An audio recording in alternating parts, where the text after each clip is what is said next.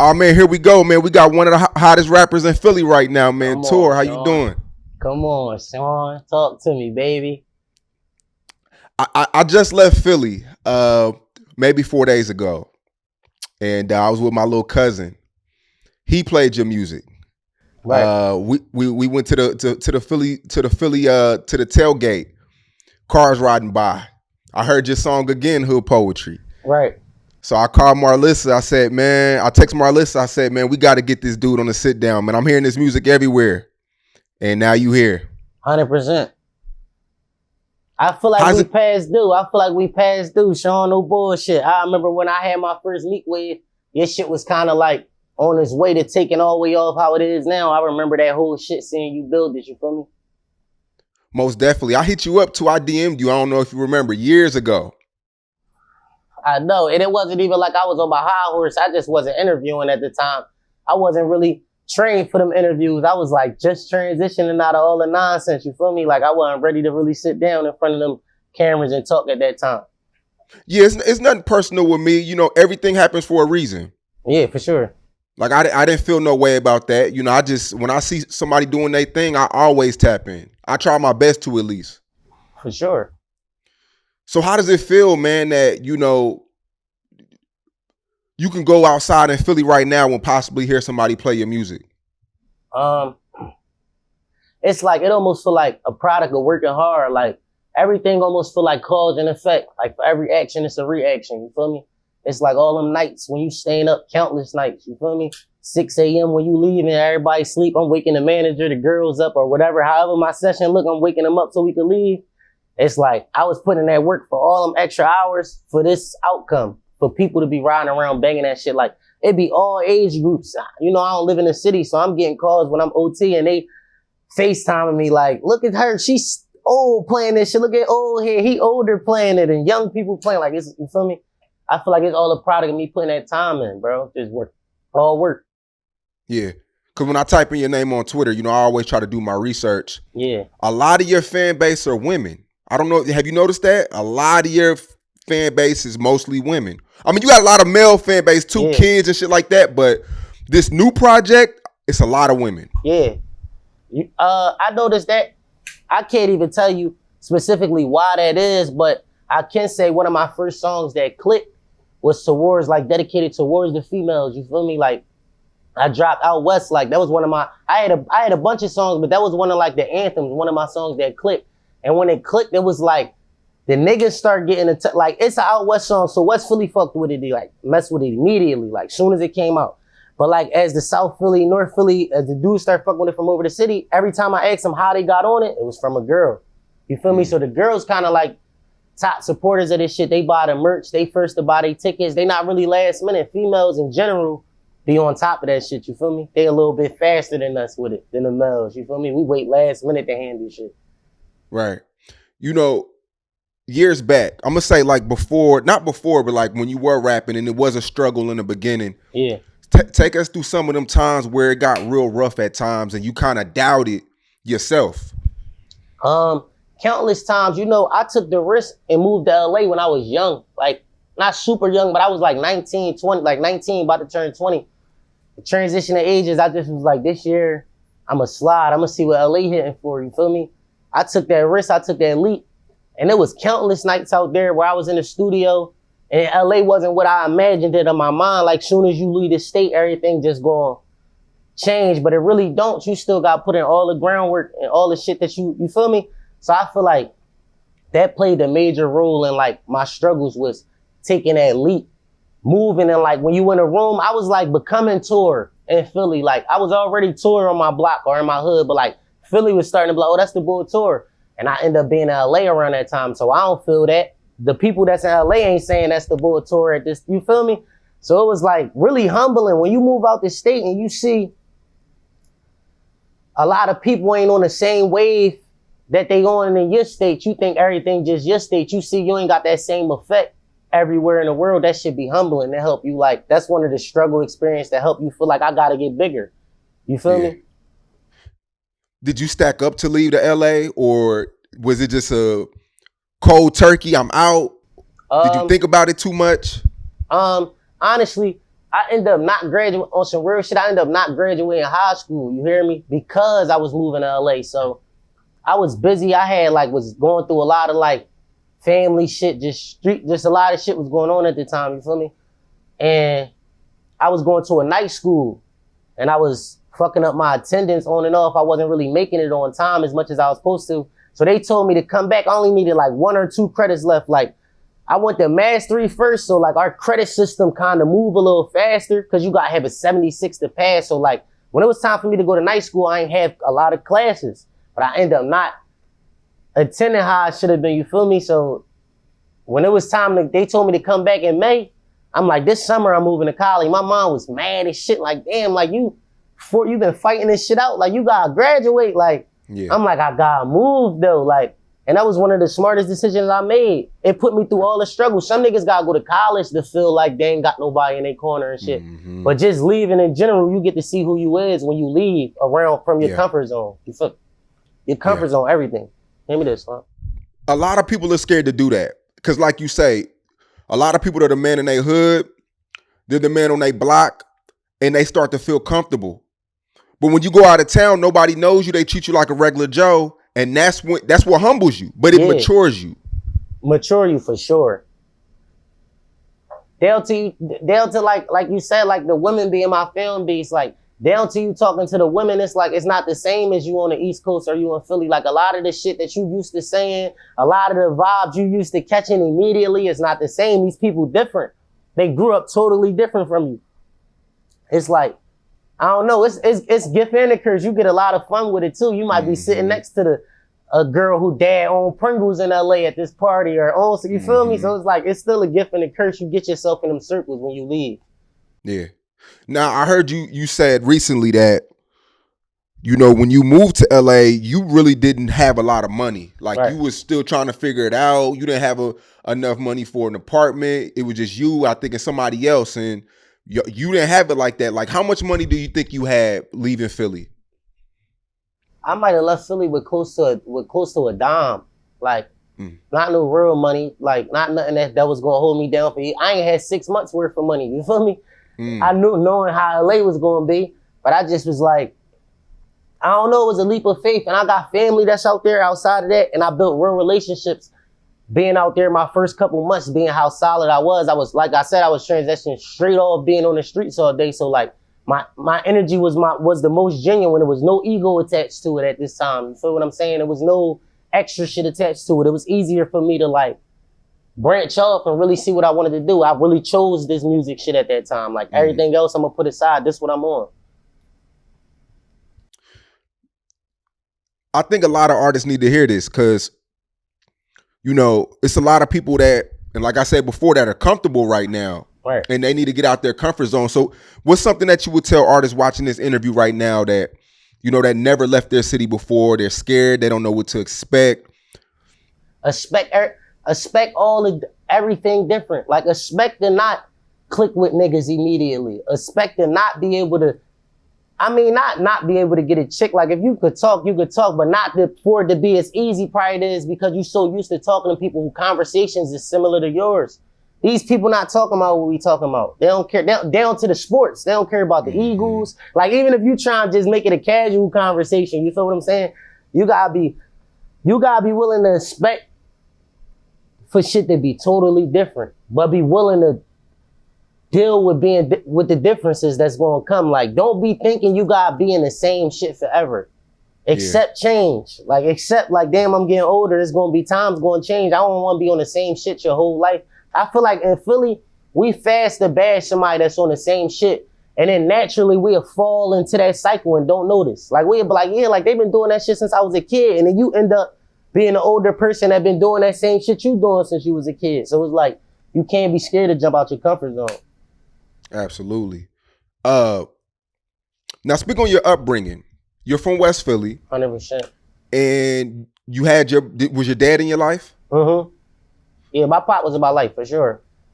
So you lived with your mom and dad, or you just had a relationship with your mom? No. I lived with my mom and dad. My mom and dad was together. You feel me? It was a few of my cousins, was in my house too. We all lived together. It was like 8 of us in there. Damn. You feel what I'm saying? We made it work. You know what I mean? We made that shit work. It was easier for me to like try to run around though, cause it was like they both had to work to take care of 8 people, you feel me? So it was like I had times, you feel me, where I was doing shit I probably shouldn't have been doing younger. Yeah. I could tell you got your head on right too. For sure. Does your dad being in your life have a lot to do with that? Yeah, 100. I feel like honestly, like I said, moving to Cali, like my pop definitely installed what he installed in me just growing up, like just regular man shit. Like making a chick walk on the inside and holding the door without caring if she say thank you or not. That's natural manner shit he installed. But like just becoming a man, I had to learn that shit on my own. I feel like everybody gonna have to. My pop can't be a man for me, or your brothers can't. Your brother might be the thoroughest nigga in the world. You could turn out and be a clown. Your brother can't be thorough for you. You feel what I'm saying? So it's like, I had to figure it out. And becoming a man really I always felt like when you young in Philly and you doing grown shit, you be 15 saying, I'm grown, nigga, I get my own money, you feel me? But you really, the older you get, you realize how young you was at them times. You feel what I'm saying? Mm-hmm. So it's 8 of y'all in the crib, right? Yeah. Is this a 3-bed house? Is this a 3-bed crib or what? Yeah. With a basement. What was that like? It was cool. It was bunk bed city. We made that shit work, Slime. I ain't gonna lie. We figured that shit out. It's like, it just made me always want to get money though. Like 100%. Like it just always had me like, damn, I gotta get some paper. Like, I want some paper real bad. Like down to like, I'm a real foodie. If a nigga want to catch me, gotta catch me at these restaurants. I'm outside like running around. I'm a real foodie with some fire on the other side of the table from me. You feel me? And that's cause I grew up and had to eat what was in the house. If it was shit I didn't want to eat, I still had to eat it. You feel what I'm saying? It made me be like, I gotta be able to fend for myself out here. You feel me? Yeah. Now during your high school years, you say you didn't graduate high school.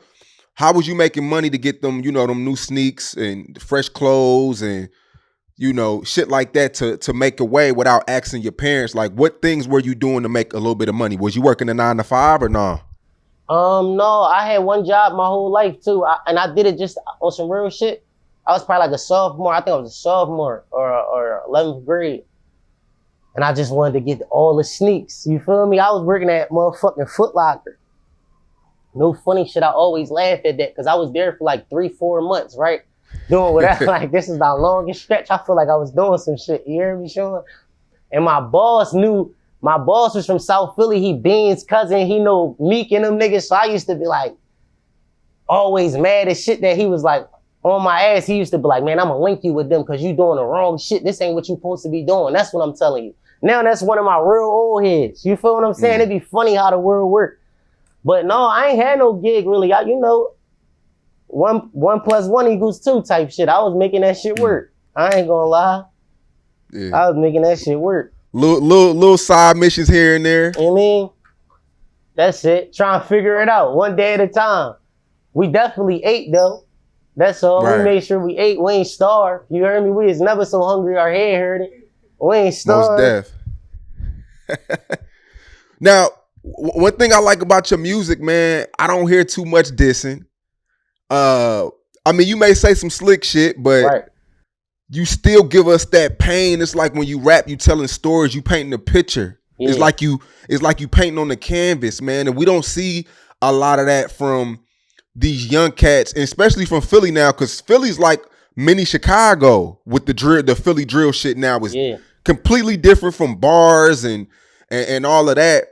You really still embody really telling stories, and you don't really see that too much no more. See cause like I feel like my whole shit, what it is, I be like feeling like I want my shit to be a conversation more than anything. It depends on the type of song I'm making. Like I do want big records too, but when I'm making one of them records, and I feel like it's for the person I'm directly talking to, damn near, and you could be whoever you is. So I wanted to be like it's a conversation with you. So that's why I never sway away from try and make this shit still deep, still pain, because I don't never want you to sway away from like, damn, he's still having a conversation with me and I understand where he come from. Because we really from the same shit.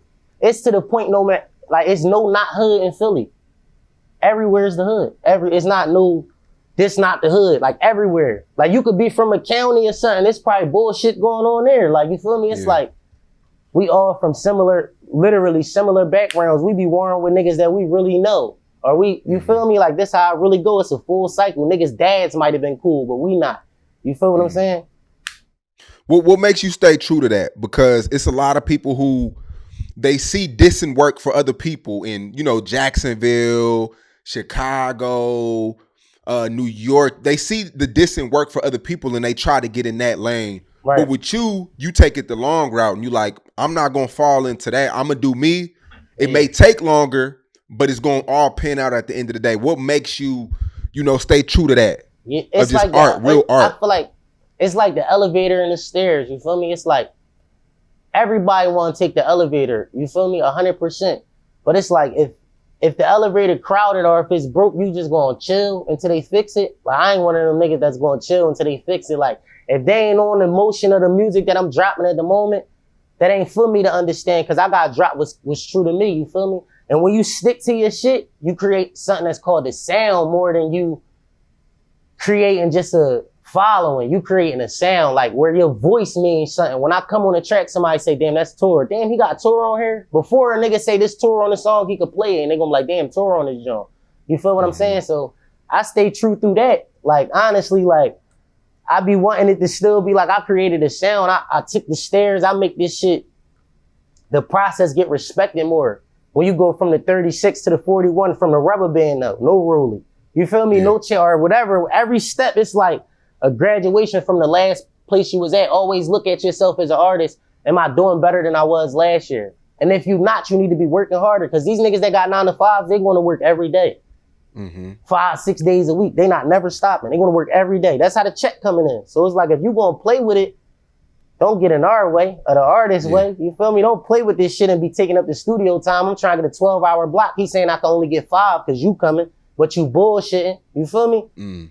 You got really lock in with it. Straight up, man. Like, do artists come at you? Do I hear artists come at me? Yeah. Like dissing? Yeah. No, I don't even pay that shit no mind, bro. I'm a hard shell to crack, bro. I'm from the real hood, bro. Like, we really big. We talk shit all day. Like, I can never let a nigga get on my nerves, bro. Nobody. I can't. It's just like beyond me, bro. Yeah. Unfuckable. So when you do hear some shit, you just turn the other way type shit. You not block even it out. Turn the other way. I be like, that shit dookie.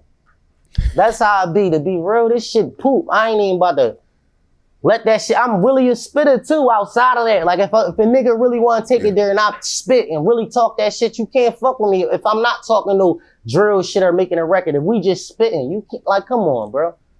You can't go up and give a 10 minutes of just spitting. I'm gonna out rap you.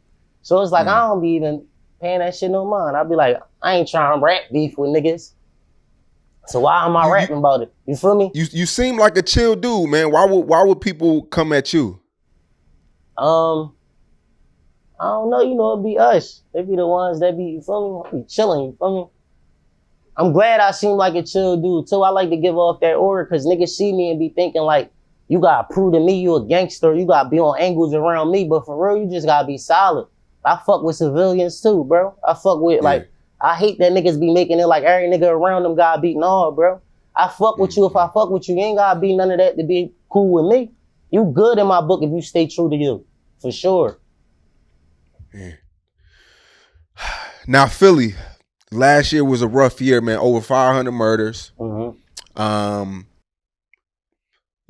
people think it's the music. Some people think it's internet. Some people think it's IG. A lot of people think it's dissing.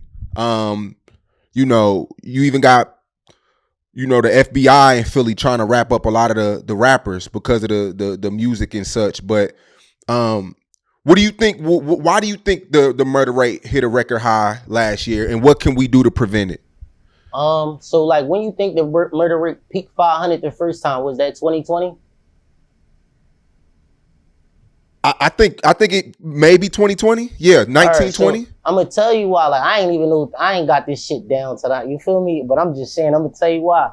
It's like, It's a virus going on. Everybody supposed to be in the house or not in the house. Niggas is outside with masks and gloves on because that's what the government said we could come outside wearing. This ain't some shit we just made up and came outside with masks and gloves. You feel me?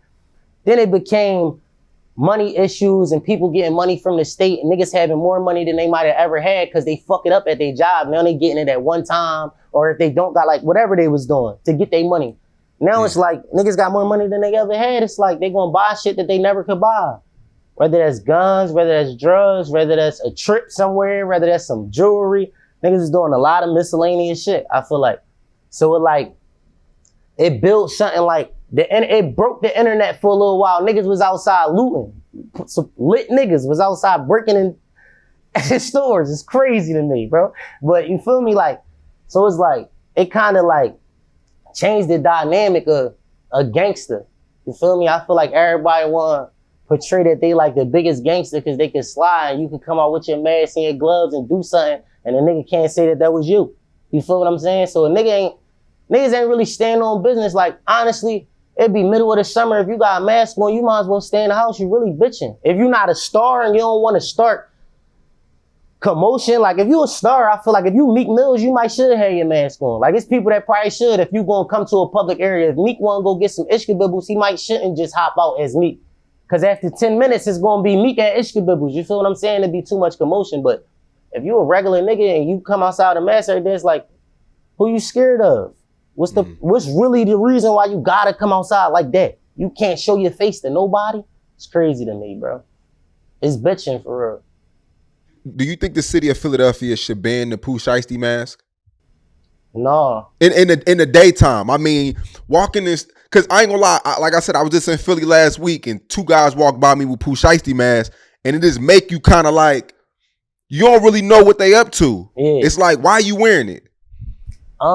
I don't think they should ban it because coronavirus wasn't fake. That shit really still around. So a nigga could always say that's why he got his mask on. You feel me? If that's what he want to say, like, some people, I know people that's still not going to parties, like literally, that's still like, I don't really go to parties. I go to work and home. I got the shot. Like it's people that still not trying to really be fully in the mix. I got uncles, cousins that really be trying to stick to that. So it's like, I don't feel like you could erase it completely from Philly anyway, because they wearing them everywhere else in the world. It'll put you at a disadvantage if you in a city where they don't wear them and you go somewhere where they do. You probably be haunted. At least get used to them because they got them bitches on. They not taking them off even if they do ban them. So you don't think the music plays zero part in the murders reaching record high numbers? No. Number two in the nation. Yeah, that's it. I mean, yeah, we oppressed. I think oppression play a big part. We oppressed. We stuck in a small city with not a lot of roots out of this shit. You feel me? Like it's no real. Like it's people that might do credit repair and teach financial literacy, but how many people really is it? Like, is it really like a foundation somebody could go that's a young hood nigga that don't know nothing but kindergarten or 12th grade toward him, he ain't go to college and he just trying to figure out the rest. You feel what I'm saying? It's like, it's really not. So a nigga end up working at Chick-fil-A and being a manager, and then it's like his hope go away from the dreams that he originally had. And you get caught up in the streets doing that. You might be making money doing anything on the side. It don't just gotta be hustling. You might not be a licensed barber and cut hair good. Nigga, you gonna cut hair. That's what's bringing the money in. You feel me? So it's like, the music, bro, my favorite battle rappers was saying they was chopping niggas in the head with axes and shit like this in Philly in 2000. Like, you feel me? Back then, they was only having 200 and something murders, bro. It's the era. It's the whole aura of the air, bro. It's a dark cloud in this bitch. You feel me? Yeah, you can't compare battle rap to this new drill shit. Like now, blood is getting shed. It was similar, though. This why it was worse, because they was saying it to a specific person in their face, bro. Like dead ass. A nigga can't even link with it. It was worse, bro. They was saying, bro, niggas was getting beat up and jumped on camera. Like, it's a million rap stories during the headshot, top class, touch money era. Like, a lot of shit was going on. I get what you're saying, but I can't say it was worse because way more bodies are dropping in this era. Yeah, but I ain't saying it was worse. I'm just saying the rap shit was worse. It's definitely worse crime rate now. But the crime rate now, I don't feel like it's only influenced through music, though. Like, because the music was crazy as shit back then. My mom was mad as shit. I was banging that crazy shit back. You feel what I'm saying? Like, they was talking filthy forever. Like, that's just something we got with us. It's like some of our most common statements that we say, shit that we just regular say being a Philly nigga, it be disrespectful shit. Like, honestly, a nigga being a dickhead, not normal. But niggas really be dickheads, though. I ain't like no bullshit. One of your biggest cosigns was Meek Mill, and this was early in your career. Yeah. A lot of people, they found out about, especially out of town, found out about you through Meek Mill, posting you on Instagram, shouting you out, followed you on the gram, showed you a lot of love. And Meek Mill gets a lot of backlash for, a lot of people think he could save the city. He can't. He's only one person. But he showed you a lot of love early. And, how was that feeling? That shit was like, it was a rush, but it was in a moment. Meek was more like, we built like a homie type of young boy, homie type bond. You feel what I'm saying? I was younger. It was more like he was creating albums and shit at that time. He used to just book sessions down the hall for me to record. Like, I respect that shit. Everything he did in the beginning half of my shit, I feel like it was real genuine. Like, I don't feel like he not an ungenuine person. So when you think he gonna save the world, it's like, you can't save everybody, but if you genuine, you might not be able to run into everybody neither. You gonna be running around doing what you doing too. Like, he still got to chase his career and his goals, so it might be hard for him to focus on Philly when he still got a rap career. That's how I feel now. Younger me might have felt different. When you get older and you in this music shit, you realize how hard you working for the shit that you getting, and how it's not easy to give it away or pass it off immediately. You gotta really make a foundation. Like, later on in his career right now, like, it's never too late. That's how I feel for Meek Mills. Like, tomorrow, Meek might, you feel me, in the next couple years, Meek might not be doing music on the rap scene. It might be a CEO of a label. Just doing that. You feel what I'm saying? Like, you never know. I feel like it's all just with whatever he got planned. Meek always had a solid foundation, and he in tune to the artist. Don't think he not listening. Meek in tune to the artist. He is on his Instagram listening to you. Even if your shit not rolling, he's saying, damn, young boy kind of hot. Like, this is regular being around him for years. Like, you feel me? This is how he really run around. He not listening. So it's like, keep working, put the work in. Make a nigga be like, damn, let me fuck with him. I got to. How am I not? You feel what I'm saying? Yeah. A lot of people thought you were dream chasers for a minute. Yeah. Unfortunately, that's not what happened. Is there a reason for that? Like, did you not like the deal? Did he not offer you a deal? Honestly, Meek went to jail around the time where I was trying to, like, lock in on what I was going to do next, like project, which direction I was going, what majors or minors I was going to take meetings with around the time. So it's like, when he came home from jail, it was his time. Like, he had to at least do 120, 90 days of just all grind. You feel what I'm saying? But I ain't have 120 or 90 days. Not saying to wait for a contract, but to wait around period. It was like, damn, it's time for me to drop. It's time for me to start taking meetings and seeing what direction I want to go in. So my shit ain't happen like, we always had like a verbal type of, you feel me? It was never business. Like, the business side never got done. You feel me? Ever. So it's like, it's always been just genuine. I fuck with him. Straight up, man. I remember Meek Mill spoke out and he said that I think he was speaking more on the Philly drill rappers, but he said if everybody could put their beef to the side, he would sign them for $50,000. Remember that? Yeah. Putting a price on this shit is crazy. Like, but I don't know. I feel like if you think you took risks for less than $50,000 if you a hood person from Philly. So if you really think that you could work through this shit, he ain't say he gonna sign you for $50,000 for the rest of your life. I ain't saying 50,000 is what a nigga should be the biggest in the beginning or whatever you want it to be. It's not going in the perfect world. That ain't how this shit works sometimes. You feel me? Maneuver. If you feel like Meek could put you in a position for you to be a rich nigga in the next year and a half, it's short-term goals and it's long-term goals. Your short-term goals should be get out that contract, work your way up to more paper. You feel what I'm saying? Yeah. A lot of people turned their nose up when he said that. A lot of rappers wasn't really. I could see why. It's a new era. Niggas might have just got 50,000 during that 2020 paper you talking about. We just talking about. So niggas probably like 50,000. What am I do with that? You feel what I'm saying? But I mean, a lot of niggas hearing money, a dollar sign, and think that's where the money stopped too. Like, is you a Man, businessman you or is you preaching, not? Like, man. Hey, I like you, man, cause I can tell it's a lot of niggas that aren't long. You think long term, and that's gonna get you far because a lot of people they're stuck on right now. right. They're not thinking on, like you said earlier. It's like life is like a ladder. You get to one step, then you go to the next step, then you get it's levels. It's levels, man. And a lot of people don't understand that they're stuck on right now. Yeah, so I feel like the ladder, you gonna respect it way more. Like, if you hit the lottery for a fuck 10 million for 50,000, like if you just hit a little ticket for 50,000 or the casino or something, you're not gonna respect that 50,000 like if you grinded it up and got 50,000. I don't give a fuck who you are or what you do, what type business strategies you think you got. It'll never be respected the same way if it was given to you that way. So I feel like when you earn shit, it's a different type of, they don't even, some shit not money that you earn. You might earn a meeting, interview with a nigga that you feel like you've been wanting to say cheese interview. You get a say cheese interview. You earned it if you put in the work to get a say cheese interview. If you ain't pay a dime, you ain't try to reach out for that, and the nigga reached out to you, that's genuine, that's earning. It ain't always gonna come. That's why I'm saying, like, the money don't stop there. Shit is always venues of money that come through for whatever money you can make. The money never stop at your checks. Whatever check they throwing at you is more money to get. It's shows, it's features, it's definitely shows. Dope shows too. Let me pop my shit just a little bit.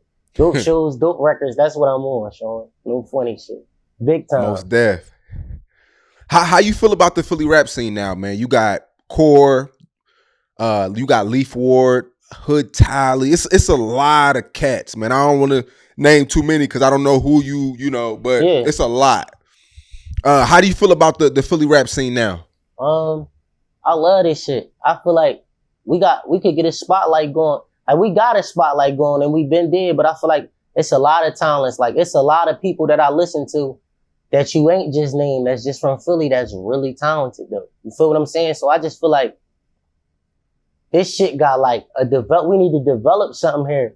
All the people that's public figures, all the Tierra Wax, the Meek Mills, the Toures, the Cores, the people you name, we gotta really build the foundation here if we want it to be different for the real artists that's coming out here next. We can't just talk that shit and make it look good.